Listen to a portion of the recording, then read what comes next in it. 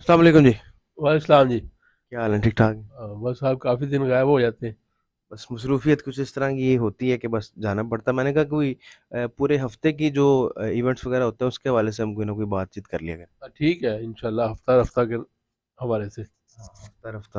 تو تین چار چیزیں ہیں. ابھی تو ریسنٹلی ٹرانسجنڈر کے ایکٹ کے اوپر جو ہے نا وہ ترمیم سینیٹر مشتاق صاحب نے پیش کی ہے. جماعت اسلامی کی سینیٹر ہیں اور جس کی آج حکومتی نمائندوں نے بھی جس کی حمایت کا اعلان کیا. کیا ٹرانسجنڈر قانون کیا ہے؟ کیا مغربی جو ہے نا سپورٹ ان کو حاصل ہے؟ اور سننے میں آ رہا ہے کہ باقی تمام پارٹیز چاہتی ہیں کہ یہ قانون لاگو ہو. کیا اس کے کیا احوال کیا ہیں؟ یہ قانون تو 2018 میں بن گیا تھا، ایکٹ بن گیا، نافذ ہو گیا، اور اس کے نتیجے میں لوگوں نے اپنی جنس بھی تبدیل کرانی شروع کر دی۔ مرد جو ہے وہ عورت بن گئی، عورت جو ہے وہ مرد بن گئے، کئی ٹرانسجنڈر جو ہے وہ انہوں نے جنس تبدیل کرا لی۔ یہ پورا اسٹیٹسٹکس آ گئی ہے، لیکن یہ ہے کہ جو مشتاق خان کی ترمیم آئی ہے وہ اسی بنیاد پہ ہے کہ اس کا استعمال غلط ہو رہا ہے۔ مثلا کوئی بھی مرد جا کے نادرا کے دفتر میں یہ کہے کہ جی میں عورت ہوں، اور اس کا کارڈ، آئی ڈی کارڈ جو ہے CNIC، وہ اس کے اوپر عورت لکھ دیا جائے، اور کوئی عورت جو ہے وہ جا کے کہے کہ جی میں مرد ہوں اور اس کے اوپر مرد لکھ دیا جائے، تو یہ اس سے بڑی ایک مسائل پیدا ہونے کا احتمال ہے، اور ہو رہا ہے کہ جو مرد ہیں، عورتیں جو ہے وہ مرد بن کے وراثت میں بڑا حصہ دینے کی طرف جا رہی ہیں، اور اس طرح سے بہت سارے مسائل ہیں۔ ترمیم جو ہے وہ تو بڑی کلیئر ہے، ٹرانسجنڈر کو تحفظ ملنا چاہیے۔ مطلب اس کے لیے تو کافی این جی اوز نے ادارے بھی بنا رکھے ہیں جس میں ان کو ایک اسکل سکھایا جاتا ہے کہ یہ بجائے اس کے کہ باہر جا کے مانگنے سے بہتر ہے کہ ان کو کوئی اسکل سکھایا جائے اور گھر بیٹھ کے کچھ نہ کچھ کر سکیں. وہ ان کا تحفظ تو ہونا چاہیے، لیکن یہ ہے کہ اس میں کچھ ایکٹ میں ایسے ذیلی شکے ہیں، مثال کے طور پہ ان کے لیے جیل تو علیحدہ ہے ٹرانسجنڈر کے لیے، لیکن وہ پبلک جو واش روم ہے وہ عورتوں کے واش روم میں بھی جا سکتے ہیں، مردوں کے واش روم میں بھی جا سکتے ہیں، یہاں پہ تخصیص نہیں ہے۔ اس طرح سے کوئی اگر اپنی جنس تبدیل کرتا ہے، مرد ہے اور وہ عورت ہو جاتا ہے نیشنل آئی ڈی کارڈ میں، تو وہ عورتوں کے پبلک واش روم میں جا سکتا ہے۔ تو اس طرح کے بہت ساری باتیں ہیں، شادی کا معاملہ ہو سکتا ہے، باقی چیزیں ہو سکتی ہیں، تو اس میں ترمیم آئی ہے، اور حکومت نے اس کو احتجاج کو بھانپ لیا۔ میں سمجھتا ہوں کہ حکومت نے پسپائی اختیار کی ہے، اور یہ جو ترامیم ہے وہ اسٹینڈنگ کمیٹی کو ریفر ہو گئی ہیں، اور اسلامی جو شرعی عدالت ہے اس میں بھی چیلنج کیا ہے جماعت اسلامی نے، اور اس میں فریق بنے ہیں، فرحت اللہ بابر بھی فریق بنے ہیں، اور اس طرح سے ٹرانسجنڈر ایک خاتون وہ الماس بابی وہ بھی فریق بنی ہے۔ تو اس طرح سے میں سمجھتا ہوں کہ وہ ایک مضبوط Yes. بنیاد ہے جس کی وجہ سے حکومت نے اپنی موقف سے پسپائی اختیار کی ہے۔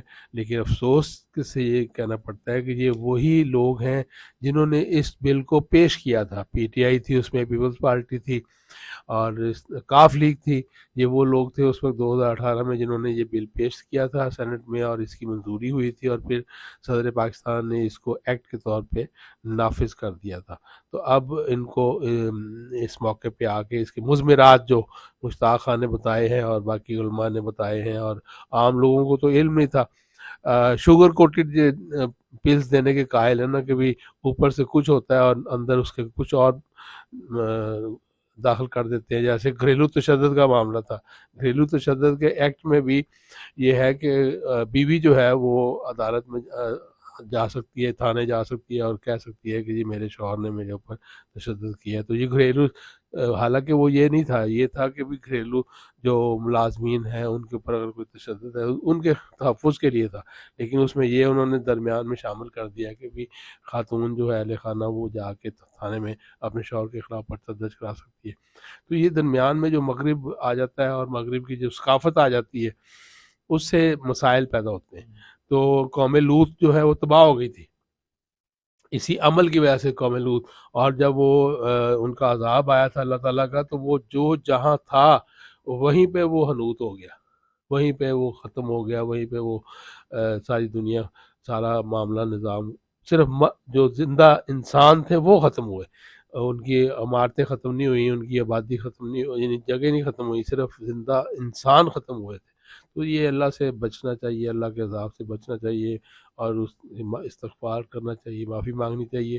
اور یہ مشتاق احمد خان نے جو ترامیم پیش کی ہیں اور حکومت نے اس کو مان لیا ہے، اسٹینڈنگ کمیٹی میں چلا گیا ہے، تو امید ہے کہ اس میں اب تبدیلی انشاءاللہ آ جائے گی.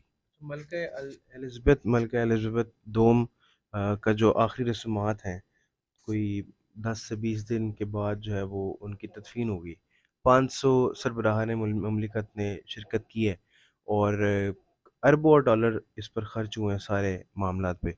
تو دیکھا جائے تو ایک طرف دنیا بھر میں بہت کیفیت ہے، نفسا نفسی کا عالم ہے، بہت مہنگائی ہے، غربت ہے، اور پاکستان میں ایون کہ سیلاب ہے.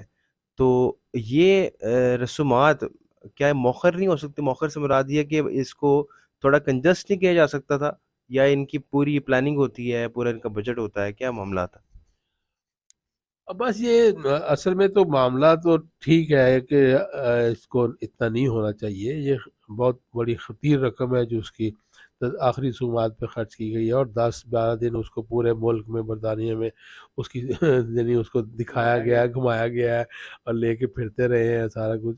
تو یہ ایک ان کا شاہی پروٹوکول آپ تصور کریں. لیکن یہ ہے کہ یہ جب یہاں بر صغیر میں آئے تھے انگریز، تو یہاں کے جو مغل بادشاہ تھے اور ان کی ملکائیں تھیں، ان کے ساتھ تو بڑی زیادتی کی تھی انہوں نے، اور انہی کے وہ ہیرے بھی لے گئے یہاں سے، ان کی دولت بھی لے گئے، اور جو اب ان کے پاس محفوظ ہے. اور یہ جو فوت ہوئی ہے اس کی وہ جو تاج تھا اس کے اندر بھی وہ جڑے ہوئے تھے ہیرے، کو نور ہیرا اور باقی چیزیں. تو ظلم تو انہوں نے یہاں بر صغیر میں کیا، اور یہاں سے وہ لے کے گئے. تو اب یہ ٹھیک ہے، ہمیں جو اسلام سکھاتا ہے کہ بھی کسی کی موت کے موقع پہ اس کے ساتھ پرسہ کرنا چاہیے، تعزیت کرنی چاہیے. لیکن یہ کہ یہ جو بہت زیادہ بالکل ہی جڑوں میں لوگ بیٹھ گئے. لوگوں نے تو بلکہ پاکستان کی کچھ یونیورسٹیز نے ہماری ماں کے نام سے رسومات باقاعدہ طور پہ اس کی جو ہے نا وہ آرگنائز کی ہیں کہ ہماری ملکہ، ہماری ماں جو ہے نا اس دنیا سے چلی گئی ہے. تو پر بر صغیر میں تو بہت ظلم و ستم کی انگریزوں نے، اور لیکن ہمارے ہاں مطلب مجھ سمیت بہت سارے لوگوں نے جو ہے نا وہ اپنے فیس بک پوسٹ پر لگایا ہے. پورے 1950 سے لے کے 2022 تک یہ ملکہ پہلے اس طرح کی تھی، 10 سال پہلے اس طرح کی تھی، 10 سال پہلے اس طرح کی تھی. تو کہنے کا مقصد یہ کہ ہم میں سے بشمول میرے، ہم ابھی بھی غلام ہی ہیں. وہ اصل میں ہسٹری نہیں نہ پڑھتے. نہیں پڑھتے. جو جتنے بھی آپ یہاں سے جائیں کہیں ڈگری لینے کے لیے کسی بھی ملک میں، تو وہاں کی ہسٹری آپ کو لازمی پڑھنی پڑتی ہے، یعنی لازم ہے کہ وہ ہسٹری پڑھیں. تو ہمارے ملک میں یہ ایک المیہ ہے کہ ہم ہسٹری نہیں پڑھتے، اور نہ سنتے ہیں، نہ پڑھتے ہیں، اور نہ وہ کہیں پہ اس کو دلچسپی لیتے ہیں، اور نہ ان کے نصاب میں شامل ہے. اس کی وجہ سے یہ سارا نظام ہے. دوسرا یہ ہے کہ یہ جو سوشل میڈیا ہے اس میں بھی ہسٹری کا کہیں ذکر نہیں ہے، بر صغیر کی ہسٹری کا کہیں ذکر نہیں ہے، کہیں نظام و نشان نہیں ہے. تو یہ ایک المیہ ہے جس کی وجہ سے سارا نظام جو ہے وہ خرابی کی طرف جا رہا ہے. ہم تو وہ دکھتا ہے اور بکتے والی فارمولے پہ چل رہے ہیں کہ بھی جو فیس بک پہ آ گیا وہ بڑا پاپولر ہو گیا، جو فیس بک پہ یا انسٹاگرام پہ نہیں آئے گا وہ پاپولر نہیں ہوگا. تو یہ ایک المیہ ہے، یہ ٹھیک نہیں ہے. اس کو پلٹنا پڑے گا ہمیں اپنے اصل کی طرف. اپنی کم از کم ہسٹری تو ہمیں علم ہونا چاہیے. اب 100 سال جہاں مغل بادشاہوں نے حکومت کی ہے، اور پورا بر صغیر تھا، کابل تک جو تھا وہ ان کی ریاست تھی، اور وہاں اس وقت کوئی جدید ذرائع ابلاغ نہیں تھے. گھوڑوں پہ جانا تھا. تو دلی سے جو ایک حکم جاتا تھا کابل تک، وہ اس کے اوپر عمل درآمد ہوتا تھا، سارا کچھ تھا، نظام تھا. اس کا مطلب ہے کہ ایک نظام بنایا ہوا تھا انہوں نے.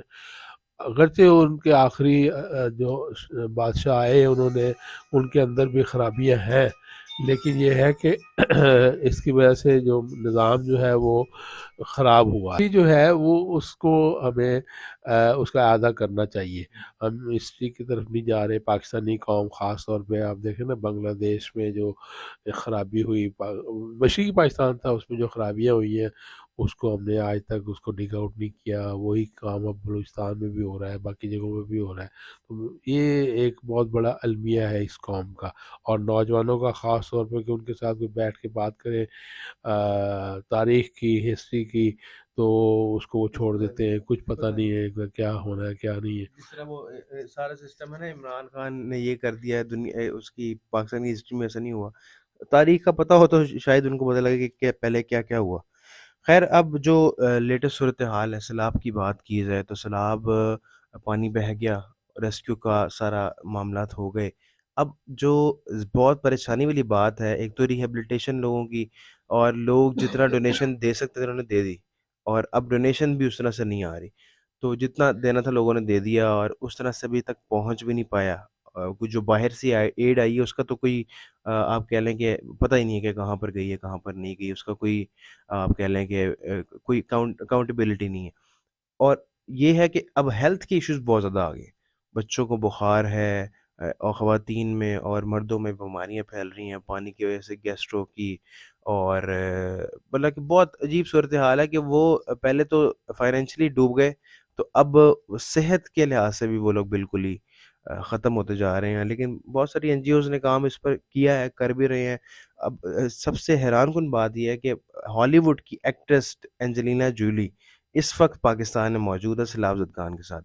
اور بدقسمتی یہ ہے کہ ہمارے جو ایکٹر اور ایکٹرز ہیں لالی ووڈ کے, جو سیلیبریٹیز ہیں, وہ اس وقت کینیڈا یو کے میں موجود ہیں, اور وہ اپنے جو ایوارڈز ان کے آ رہے ہیں, ہم ایوارڈز آ رہے ہیں, ان کی تیاری کر رہے ہیں, اور ڈانس پریکٹس چل رہی ہے.